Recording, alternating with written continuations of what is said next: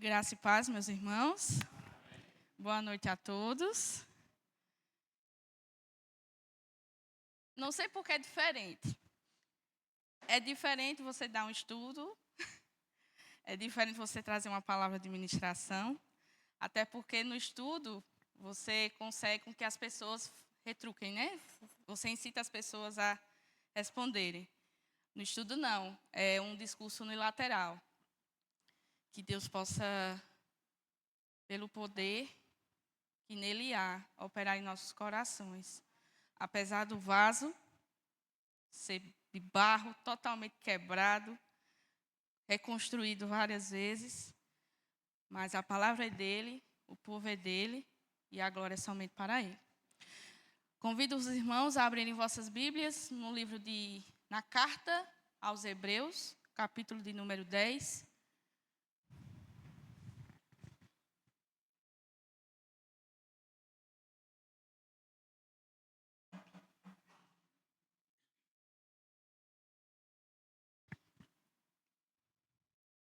Hebreus capítulo 10, a partir do verso 24.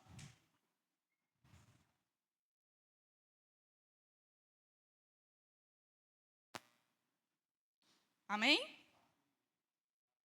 Amém? Quem não achou, misericórdia. Ajuda aí o irmão. Diz assim a palavra do Senhor. Consideremo-nos também uns aos outros, para nos estimularmos ao amor e às boas obras. Não deixemos de congregar-nos, como é costume de alguns. Antes, façamos admoestações, e tanto mais quanto vedes que o dia se aproxima. Porque, se vivemos deliberadamente em pecado, depois de termos recebido o pleno conhecimento da verdade, já não resta sacrifício pelos pecados. Pelo contrário, certa expectação horrível de juízo e fogo vingador, prestes a consumir os adversários. Amém. Você já ouviu falar sobre o fenômeno dos desigrejados? Você já ouviu sobre isso? É um tema comum, recente, né? Teoricamente recente, muitas vezes a gente ouviu falar recente. Mas o desigrejado, ele se diz cristão e acredita em tese na pessoa de Jesus Cristo. Mas o desigrejado é alguém que não congrega. Ele não vai a nenhuma igreja, ele não vai a nenhum ambiente de culto. No máximo, ele encontra alguns irmãos aqui e acolá, ele vê algumas pregações na internet, mas ele não acredita que precisa ir ao espaço físico da igreja. Para ele não há necessidade. Os desigrejados, eles vêm das mais variadas origens. Ele pode surgir de pessoas que foram feridas pela religião formal. Alguns vivem um tipo de cristianismo espiritual, espiritualista. Creem em Jesus, tem até algum ponto de fé, algum pouquinho de fé em alguns pontos, mas não tem nenhum engajamento formal com o corpo de Cristo, com a religião cristã, de certa medida.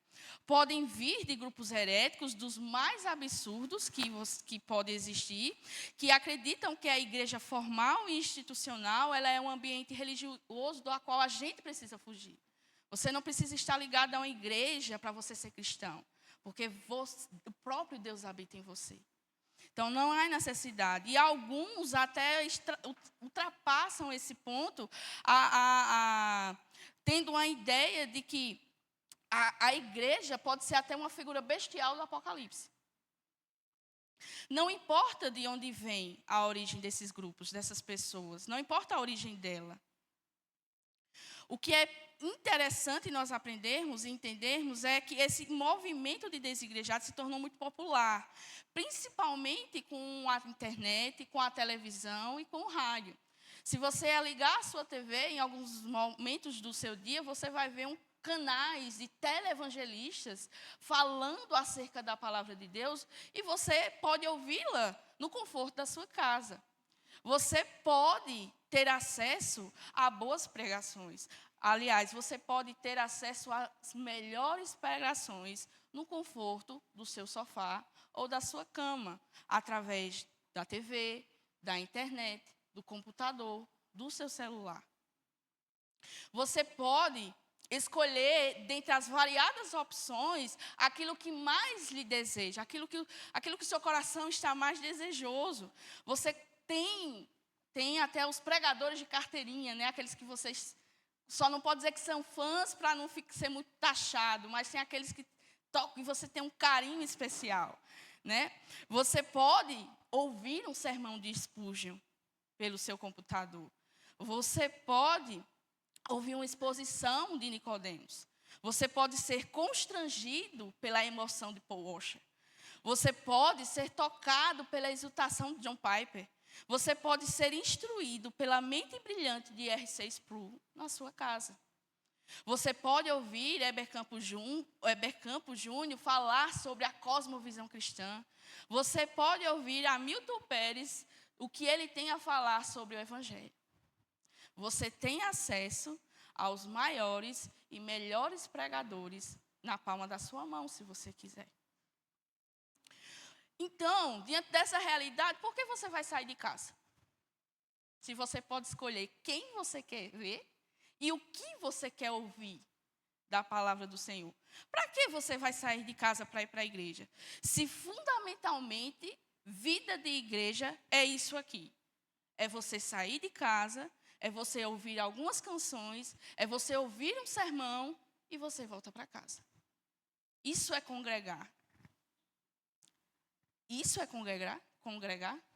Será que isso de fato é congregar? Você sair da sua casa, você vir à igreja, ouvir e cantar algumas canções, ouvir um sermão e você voltar para casa? Congregar realmente é isso? O que congregar significa para você? O que é congregar? E o que isso significa para você? Para a maioria das pessoas, e eu perguntei para algumas, congregar é assistir um culto no domingo. Se alguém perguntar para você, onde é que você congrega? Ou se alguém do seu trabalho perguntar, de qual igreja você é? O que é que você vai responder a esta pergunta? Como é que você responde a esta pergunta? Como é que você vai formular uma resposta para esta pergunta? Você vai pensar que, bom, eu congrego, é onde eu vou geralmente no domingo ouvir uma pregação. E onde é que eu vou aos domingos ouvir uma pregação? Bom, eu vou nos domingos, eu venho para a igreja da sede do Presidente Médici. Então, onde eu congrego é a igreja, a sede do Presidente Médici. E isso, para você, é congregar. É apenas vir ao culto no domingo e ouvir uma ministração. Isso é congregar. É isso que muitas pessoas entendem e interpretam como congregar. Congregar não é ouvir uma pregação no domingo. E é aí que entra o texto que nós acabamos de ler. Hebreus, capítulo 10. No verso 25, vai dizer o seguinte: não deixemos de nos congregar. Não deixemos de congregar-nos, como é costume de alguns.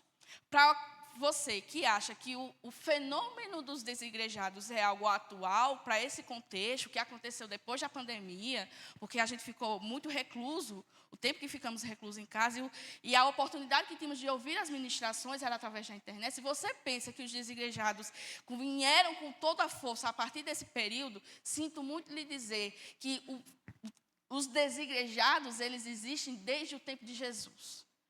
Desde o tempo de Paulo, desde o tempo de Pedro. E o autor aos Hebreus aqui vai chamar a atenção para essa realidade, que nós não devemos deixar de congregar-nos, como é costume de alguns. Algumas pessoas não congregavam nesse tempo que o autor aos Hebreus escreve. Ser um desigrejado tem mais de 2000 anos, e ela não começou com a TV ou com o YouTube. Pelo contrário, começou desde que a igreja foi formada. Desde que a igreja foi formada. O autor aos Hebreus está dizendo que é costume de alguns deixar de congregar. Então, ele vai chamar a atenção para que nós façamos algo que seja contrário. Aí ele vai dizer, não deixemos de congregar-nos como é costume de alguns. Antes, Pelo contrário, ao invés disto, o que é que nós devemos fazer? Nós devemos fazer admoestações. Façamos admoestações. Para o autor aos Hebreus, congregar diz muito mais sobre relacionamento de pessoas cuidando umas das outras do que você vir fazer qualquer coisa aqui no domingo. Congregar é isso. Congregar é você ter relacionamento com a comunidade da fé, a qual Jesus, pelo seu sangue precioso, comprou para si um povo. Formou para si um povo. Então, a pergunta é, onde é que você congrega? E o que você deve, como você deve formular a sua resposta, não é onde você escuta um sermão no domingo, é onde você vai para admoestar. Perceba que o termo aqui não é um termo passivo, mas é um termo ativo. Qual é o contrário de eu não deixar de congregar? Não é o ser admoestado. Pelo contrário, é eu admoestar. E o que isso representa? É uma necessidade que eu, como corpo, membro, faço parte da família de Cristo, tenho de me fazer presente na vida do meu irmão. Eu preciso me fazer presente na sua vida. E você precisa ser presente na minha vida. Eu só posso animar, eu só posso exortar, eu só posso ensinar se você me der a abertura para que eu faça isso. E a mesma coisa acontece ao contrário. Eu só sou admoestada, eu só posso ser parte, ser membro da igreja de Deus. Eu não falo ser membro da igreja como instituição física, mas o corpo, membro da igreja do Senhor Jesus, eu só faço parte quando eu tenho um relacionamento com o próximo. Fora disso, eu estou me comportando como um desigrejado se comporta. Então, a palavra esta noite não é para alguém que irá ouvir este sermão. A palavra esta noite é para você que vem aqui. Todo culto está aqui. Seja ele na quarta, nos sábados, no domingo de manhã, no domingo à noite. A palavra é para você que está aqui e que você ainda não aprendeu a viver uma vida de igreja. Você não aprendeu a congregar. Você ainda não aprendeu a ser membro. Por quê? Porque membro, eu só sou membro, só faço parte do corpo de Cristo, eu só posso congregar no corpo de Cristo quando eu faço parte da vida dos meus irmãos. Porque igreja, meus irmãos, não é esse tempo físico. Igreja é aquela pessoa que senta do seu lado, todo culto. Todo domingo, quando você vem, aquela pessoa que senta do seu lado, ela é a igreja. Você é a igreja. Então, é necessário nós termos esse entendimento. Eu quero pregar para você que está aqui todo dia, mas que não vive aquilo que a Escritura define sobre o que é congregar, que é viver na prática de admoestações, que é cuidarmos uns dos outros, servirmos uns aos outros, doarmos uns aos outros, vivermos em um cuidado diário. E isso que a gente vê aqui no começo do texto do verso 24, consideremos-nos também uns aos outros para nos estimularmos ao amor e às boas obras. Mas antes de chegar nesse ponto, eu quero dizer que nós vamos falar sobre como vive o desigrejado. E como é que ele vive? O primeiro ponto é esse. O desigrejado, ele não pratica o amor. Aí agora sim nós vamos para o versículo 24. Consideremos-nos também uns aos outros para nos estimularmos ao amor e às boas obras. O interessante é que essa palavra aqui, estimular, ela está no sentido de provocar. Não sei se vocês vão lembrar do texto lá de Efésios que diz assim: pais, não provoquem a ira os seus filhos. A ideia aqui de estimular é esta mesma ideia. É de você provocar algo em alguém. É você trazer a realidade e incentivar a pessoa a fazer algo. E o que é que o autor aos Hebreus está dizendo aqui? Que consideremos uns aos outros para nos estimularmos no amor. Nós devemos ser estimulados no amor. E como é que eu vou aprender a amar? Na igreja. Você só vai aprender a amar na igreja. Você não vai aprender a amar em toda a sua forma genuína, e você pode até não concordar comigo, quando você se torna pai e mãe. Você vai aprender a amar de forma genuína no seio da igreja. Sabe por quê? Porque no seio da igreja você vai ser convocado, estimulado a amar da mesma forma como Jesus amou, sem receber nada em troca. Você vai ser estimulado a amar da mesma forma que Jesus amou, oferecendo a face. Você vai ser estimulado a amar, assim como Jesus nos amou, quando pedirem para entregar a sua túnica, você vai dar a sua capa também. Porque amor, meus irmãos, é muito mais do que um sentimento. É muito fácil eu dizer que eu amo a minha família. Mas é muito difícil eu dizer que eu amo você. Falar por falar, eu posso até falar. Eu te amo em Cristo Jesus, mas na prática, o negócio é meio que diferente. Eu posso dizer que eu amo, mas isso só vai ser provado na prática, quando eu machucar você, quando você me machucar, e eu dizer, eu te amo, eu perdoo.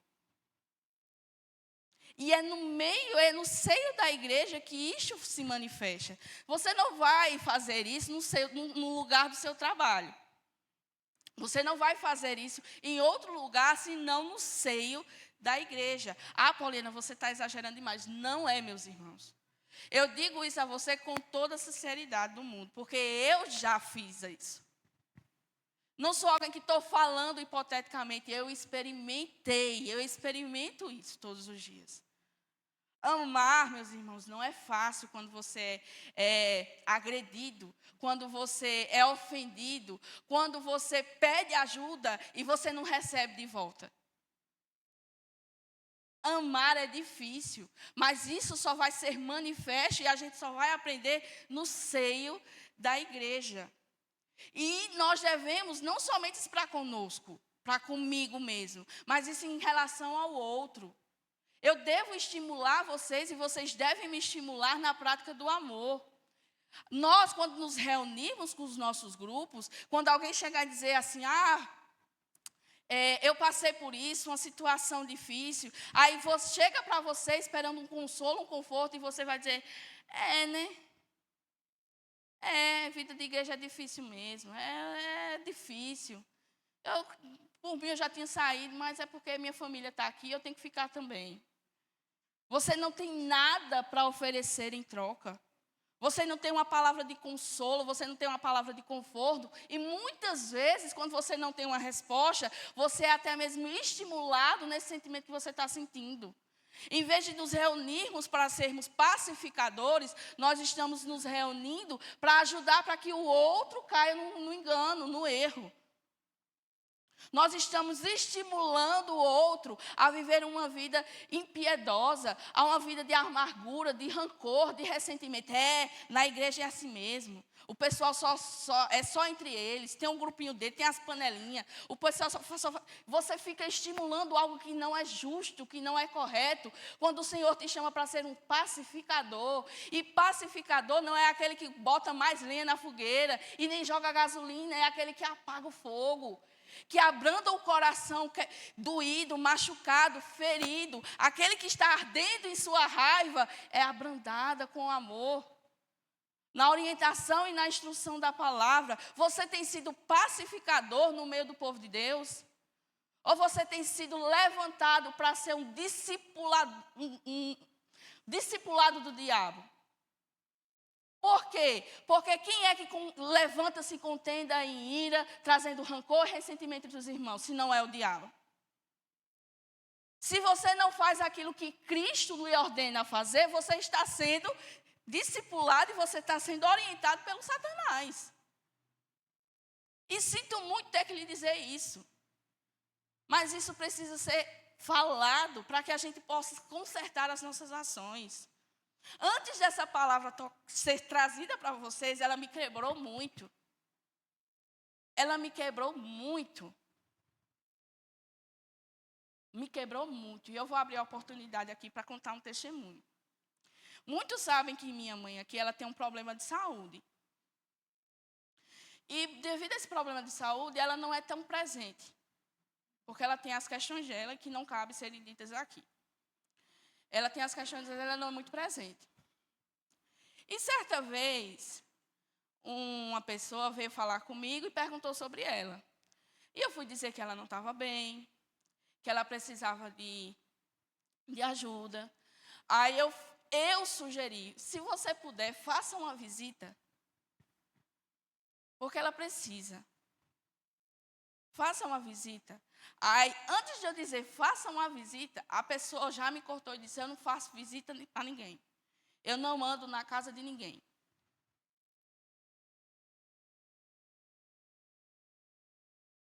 Eu entendo. Eu entendo. Não estou aqui para julgar quem disse não. Mas sabe quando você está sofrendo?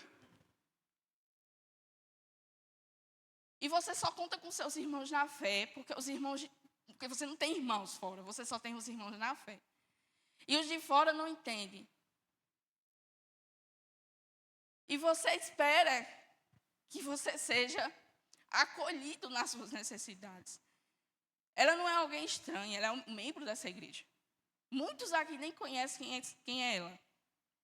E quando você ouve dizendo, eu não faço visita na casa de ninguém, não é porque foi comigo. Mas entenda, você acabou por rejeitar, a admoestar, a exortar, a amar alguém que está necessitado.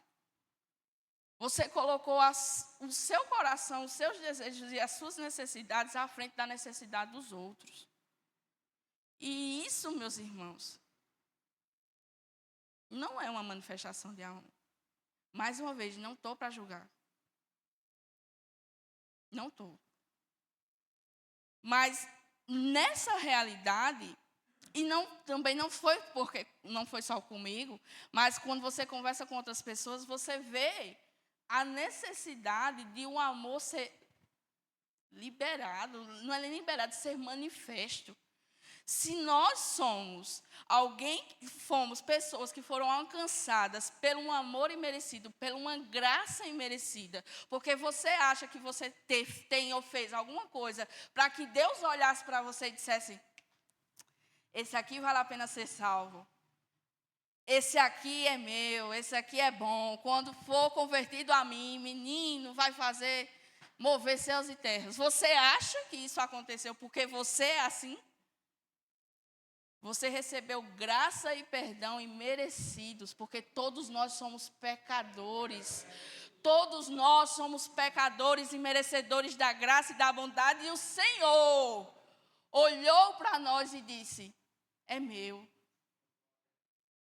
É meu.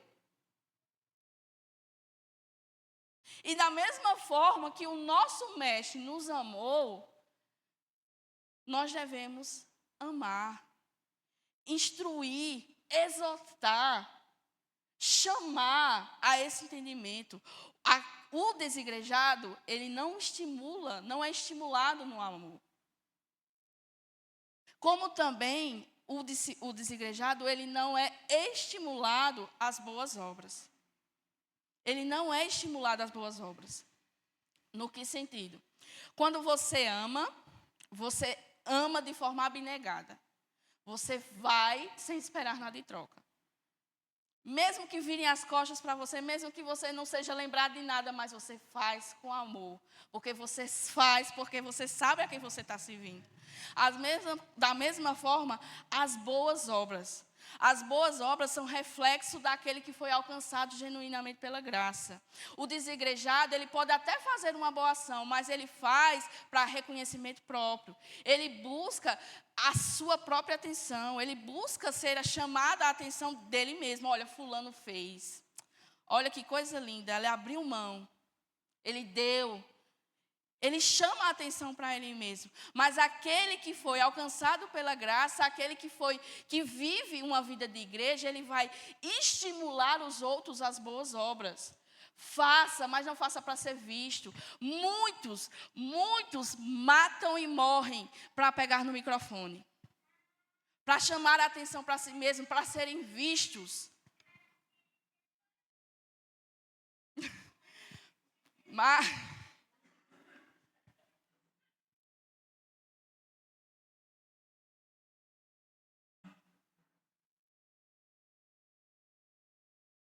eles querem ser vistos, eles querem chamar a atenção para si. Mas o Senhor nos chama a uma realidade totalmente diferente. As boas obras são para que outros vejam e conheçam a boa mão do Senhor. Não é porque nós somos bons e fazemos, mas é porque o Senhor é bom e nos alcançou o que nós fazemos.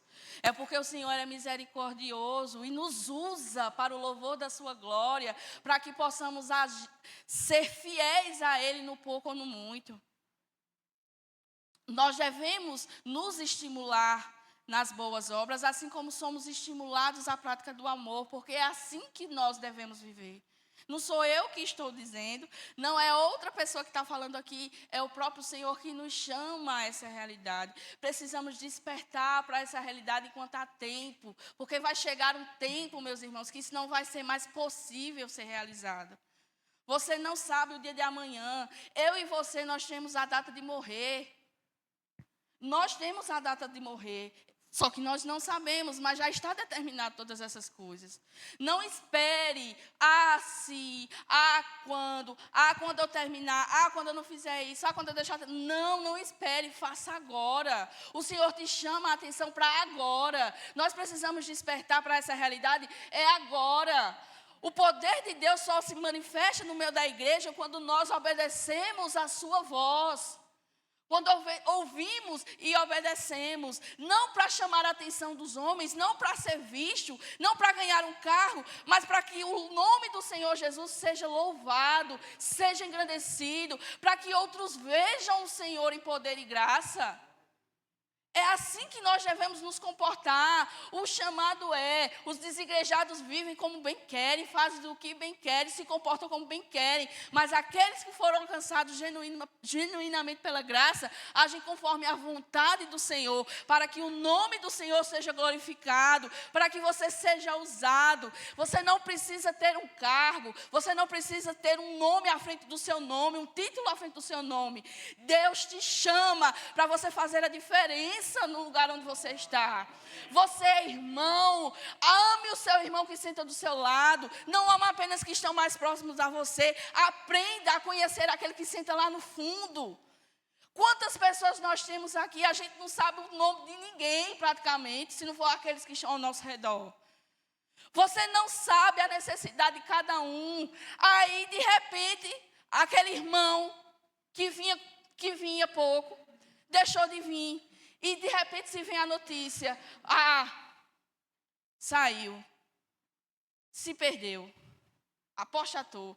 Aí você diz, nossa, mas foi tão rápido. Seria uma vergonha, é uma vergonha para nós dizer que o irmão se perdeu na fé de forma rápida. Ele muito provavelmente veio, sentou do seu lado, sentou do meu lado, e nós não estávamos atentos. Nós nem sequer perguntávamos como estava a sua fé, se ele estava bem. Nós deixamos de amar no básico.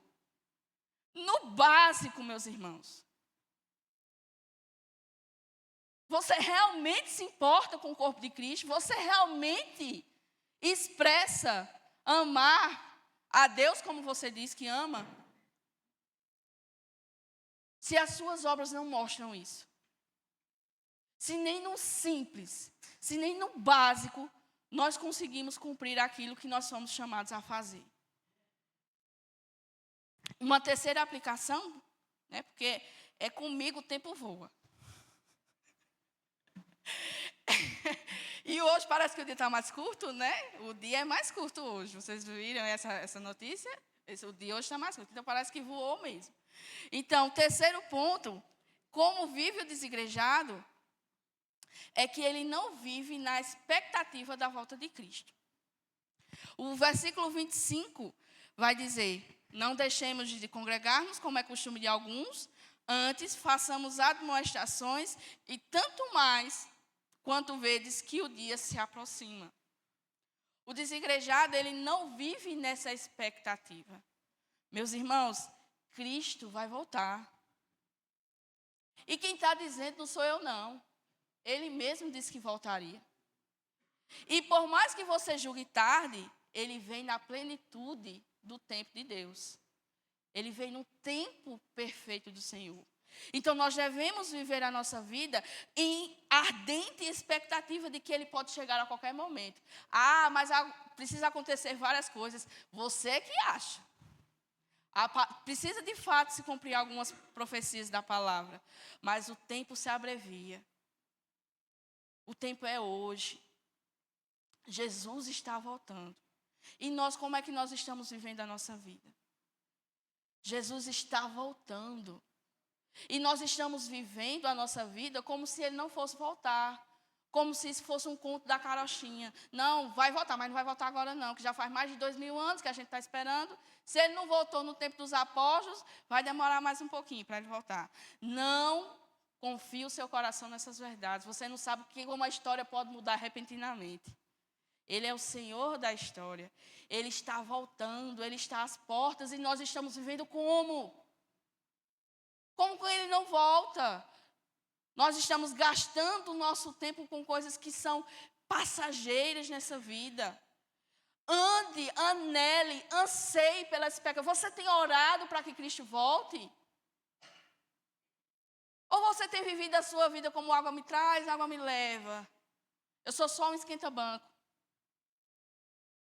Eu sou só um crente chupa-cabra. Eu só venho aqui para drenar. Só para receber. Dá não. Eu venho para receber, porque o importante sou eu. O importante sou eu. Precisamos ter esse anseio. Precisamos guardar no nosso coração essa expectativa de que Ele está voltando. E não demora, não tarda.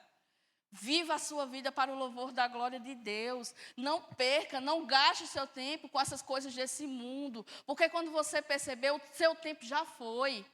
E o que você vai entregar ao Senhor? Você não sabe quando é que você vai se encontrar com Ele ou se Ele vai voltar antes. Mas uma coisa é certa, você vai estar de frente a frente com o Senhor da sua vida. E o que é que você vai apresentar a Ele? O que é que você vai apresentar a Ele? Ah, eu fui teu servo. Todo domingo eu estava no culto. Todo domingo eu estava lá. Quando tinha escala, eu cumpria fielmente. Sim, o que mais? Não, só isso. Só isso. Você se compadeceu do seu irmão? Você tem vivido uma vida que mostra que você de fato foi alcançado pela graça? Você tem vivido a sua vida para que outros vejam Deus agindo por meio de você? Você pode ser, meu irmão, a resposta da oração de alguém. Quantas vezes nós já ouvimos o testemunho aqui do pastor falando de um pedaço de carne que ele ganhou? Ele orou e ele recebeu porque tinha alguém que estava na brecha. Porque alguém que estava sensível ouviu a voz de Deus dizendo, vai lá que tem alguém que precisa receber. A gente não, a gente quer viver a nossa vida para o nosso prazer, para o nosso ego. Primeiro eu, primeiro eu, primeiro eu. E quando der, se sobrar um tempinho, são as coisas da igreja. É minha vida de relacionamento com o meu irmão.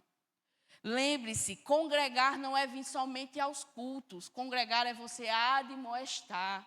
É viver uma vida de relacionamento com a igreja. E a igreja não são essas portas, não são essas paredes, não são esses instrumentos, não são as cadeiras, não são o ar-condicionado, muito menos o som. A igreja somos eu e você. E precisamos urgentemente atentar para essa realidade. Viva a sua vida na expectativa que Cristo vai voltar e Ele vai voltar. Porque é Ele que garantiu e Ele não é filho do homem para que minta e nem se arrependa. Ele é fiel.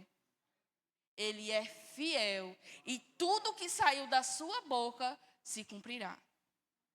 Se cumprirá. Então, meus amados, Os desigrejados vivem como se Cristo não fosse voltar. E a nossa expectativa é que Ele volte. Eu anseio, eu oro todos os dias. E eu não estou falando isso para chamar a atenção. Eu oro, eu peço para que o Senhor volte. Eu peço para que o Senhor volte, para que acabe com tanta tristeza que nossos olhos contemplam, com tanta coisa que a gente ouve, tudo que acontece nesse mundo. Jesus vai voltar. E esse precisa ser o ardente desejo do seu coração. E para concluir, como é que os desigrejados vivem? Eles vivem em pleno conhecimento, eles vivem deliberadamente na prática do pecado. Para você apostatar, o primeiro passo é você deixar de congregar.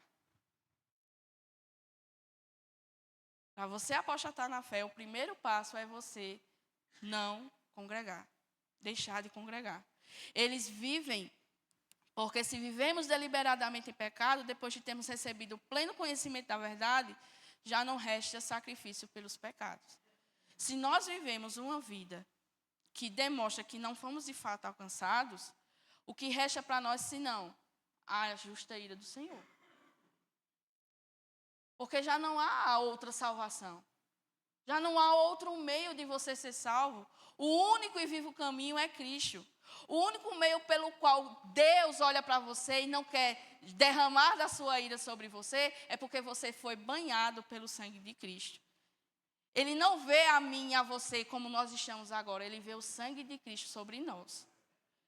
É somente isto que nos leva à presença de Deus. O sacrifício vivo e perfeito, eficaz, puro, aquele que nos purifica de todo o pecado. Não há um pecado que nós possamos cometer que Deus não seja capaz de nos salvar e de nos purificar.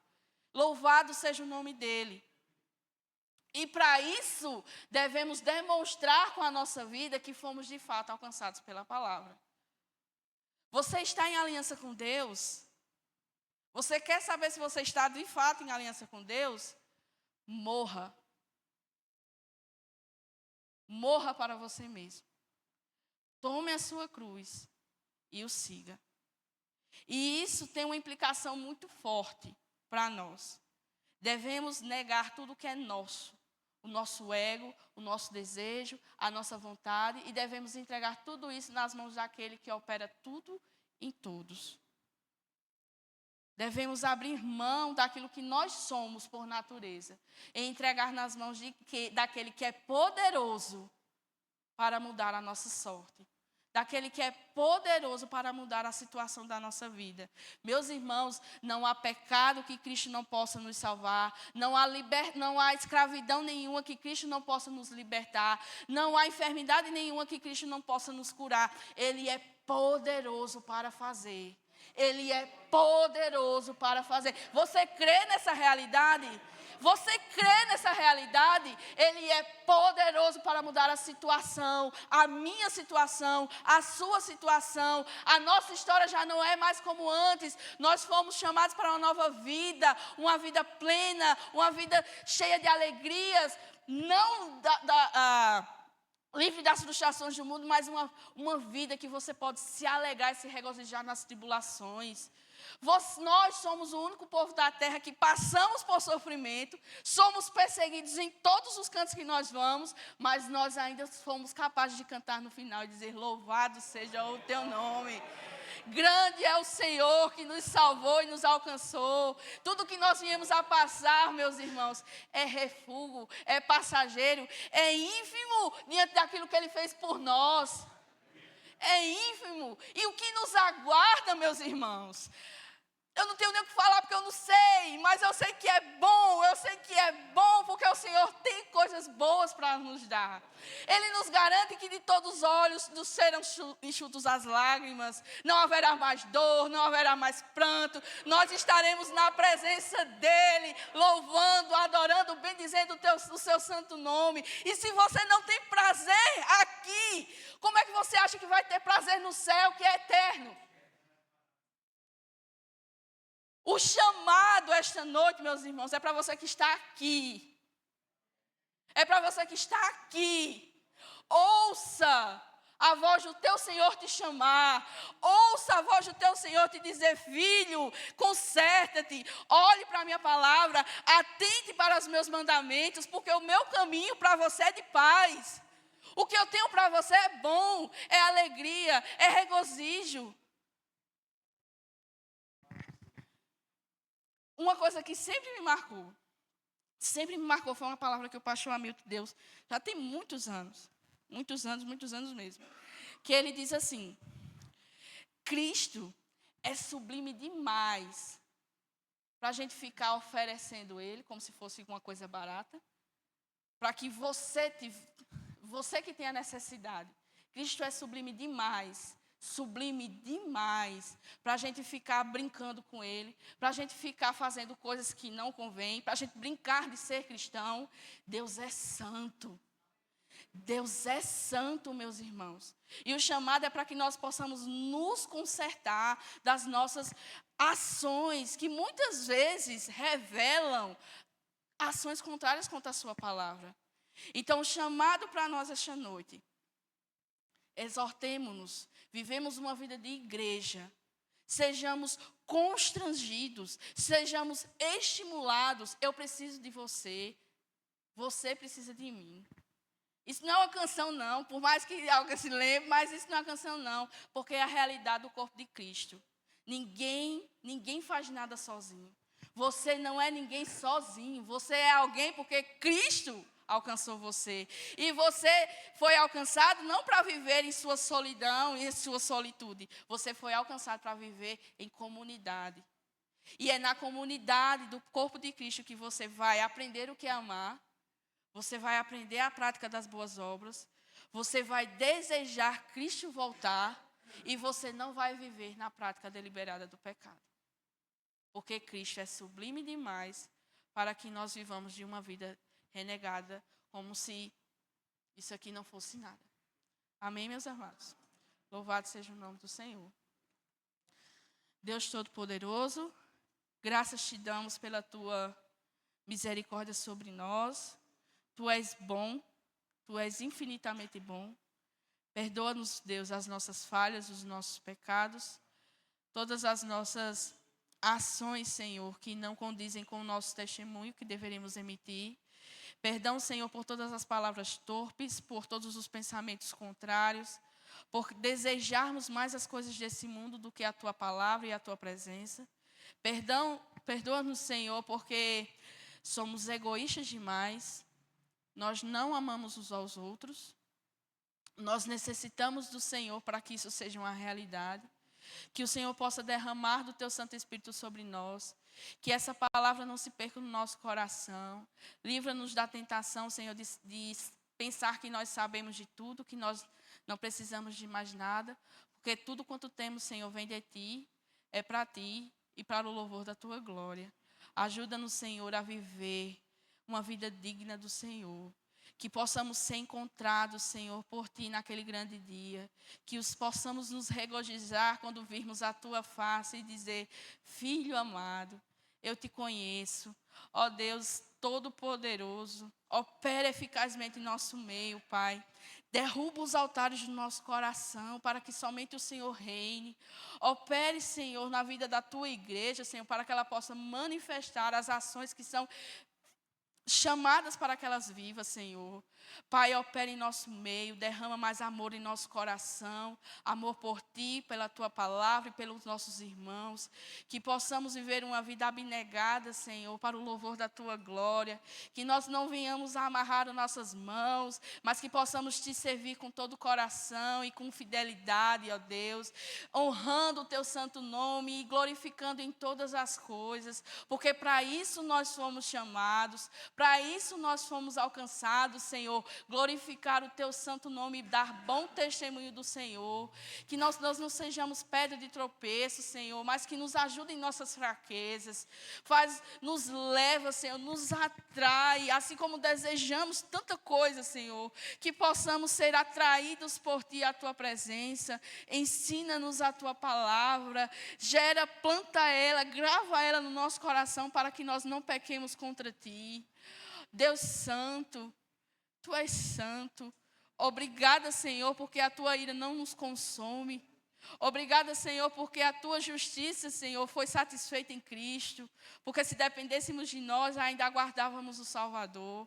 Ó Deus, obrigada, Senhor, pela tua obra em nosso meio. Continue a falar conosco, opera, Senhor, transforma, cura, restaura, liberta, salva, alcança o coração que já se encontra enganado, achando que é teu servo, quando na verdade se encontra como desigrejado. Ó Pai, em nome do Senhor Jesus, opera, Pai, para que o teu nome seja glorificado, para que a esta igreja, Senhor, este corpo se levante como arauto, como pregadores da verdade, aqueles que se levantam e apregam a tua palavra a tempo e fora de tempo, que não se envergonhem de ti nem da tua palavra, que não tenham medo de ser taxados de beatos, de qualquer outra coisa que o mundo tente nos envergonhar, mas que diante disso, Senhor, nos alegremos, porque nós estamos cumprindo a grande comissão que o Senhor nos chamou a fazer. Pai, nós somos missionários, gera isso no nosso coração, nessa verdade. Somos missionários na nossa casa, na nossa vizinhança, Senhor, no nosso trabalho, nos nossos estudos, onde quer que o Senhor nos levar, que sejamos verdadeiramente, Senhor, cooperadores do teu reino. Pai, em nome do Senhor Jesus, nos abençoe para o louvor da tua glória. Em nome de Jesus.